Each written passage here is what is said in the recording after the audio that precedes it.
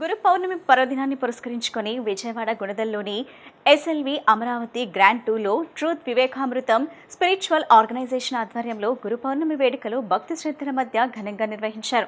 ఈ సందర్భంగా సంస్థ వ్యవస్థాపకులు శ్రీ వివేకానంద రచించిన మాండ్యుకోపనిషత్ ఆంగ్ల భాషా గ్రంథాన్ని పద్మశ్రీ అవార్డు గ్రహీత టీటీడీ ఆస్థాన విద్వాంసురాలు శోభరాజు దంపతులు ఆవిష్కరించారు.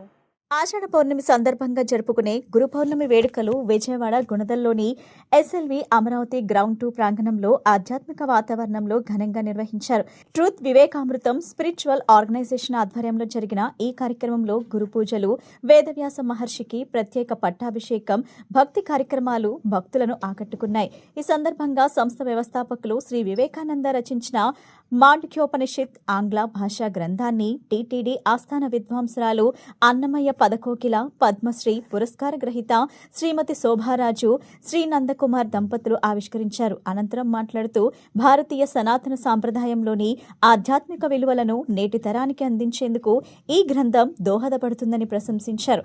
అనంతరం శ్రీ వివేకానంద మాట్లాడుతూ ఉపనిషత్తులు, భగవద్గీత, గరుడ పురాణం వంటి సనాతన ధర్మ గ్రంథాలు మానవ జీవితానికి దిశానిర్దేశం చేసే మార్గదర్శకాలను పేర్కొన్నారు. ఆధ్యాత్మిక అంటే భౌతిక జీవితాన్ని విడిచిపెట్టడం కాదని, జీవితంలోని సమస్యలను జ్ఞానంతో, ధైర్యంతో ఎదుర్కొని ఆనందంగా జీవించేందుకు అది మార్గం చూపుతుందని వివరించారు. మానవ జీవిత సంస్కరణ గురువు ద్వారానే సాధ్యమవుతుందని, ప్రతి ఒక్కరూ సనాతన ధర్మ విశిష్టతను ప్రపంచానికి చాటే బాధ్యత తీసుకోవాలని పిలుపునిచ్చారు.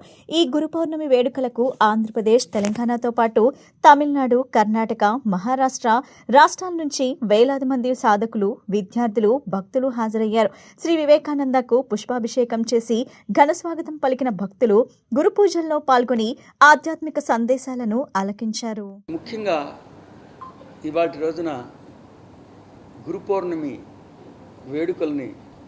వేడుకని ఘనంగా జరుపుకుంటూ భూతలం ఆవిర్భవించిన తర్వాత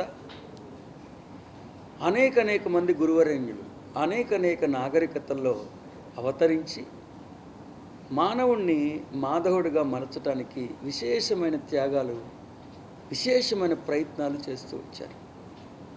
సో మానవుణ్ణి మాధవుడిగా మలచటానికి సుజ్ఞానాన్ని ప్రసాదించిన ప్రతి గురువరేణ్యుడికి, అన్ని దేశాల్లో పుట్టిన అందరు గురువులకి, అన్ని నాగరికతల్లో అవతరించిన అందరు గురువులకి ఈ గురు పౌర్ణమి వేడుకని పురస్కరించుకుని మేము వారందరికీ కృతజ్ఞతాతత్తుల్ని తెలియజేయటానికి ప్రయత్నించాం, కృతజ్ఞతాతత్తుల్ని తెలియజేశాం. అంతేకాదు ఈ గురు పౌర్ణమి రోజున జ్ఞానం యొక్క విశిష్టతని, జ్ఞానం ఉపదేశించడానికి ప్రయత్నం చేసే గురువరేణ్యుడి యొక్క విశిష్టతని శ్రీ మహావిష్ణువు గరుడ పురాణం 16వ అధ్యాయం 87-89 శ్లోకాల్లో వారు ఉపదేశించారు. 87వ శ్లోకంలో కేవలం సుజ్ఞానం వలన మాత్రమే మోక్షం లభిస్తుందని సవివరంగా వివరించిన, సుబోధనాత్మకంగా ప్రబోధించిన శ్రీ మహావిష్ణువు 89వ శ్లోకంలో కేవలం గురువు ద్వారానే జ్ఞానం వస్తుందని కొన్ని వేల సంవత్సరాల క్రితమే ఉపదేశించారు.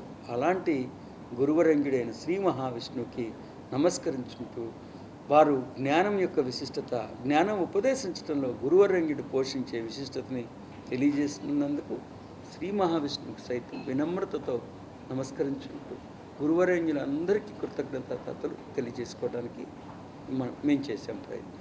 శుభం చేయస్తూ మీ అందరికీ సుజ్ఞానం నేర్చుకోమని, ఈ జన్మని చక్కగా వినియోగించుకుని చక్కగా దేవదేవుడిగా పరిణమించమని మరొకసారి ఆశిస్తూ, ఆకాంక్షిస్తూ, ఆశీర్వదిస్తూ శుభం జయస్తు. జై సనాతన సాంప్రదాయం. జై శ్రీరామ్, జై శ్రీకృష్ణ, జై శ్రీ మహావిష్ణువు, జై ప్రజ్ఞాత్రయం.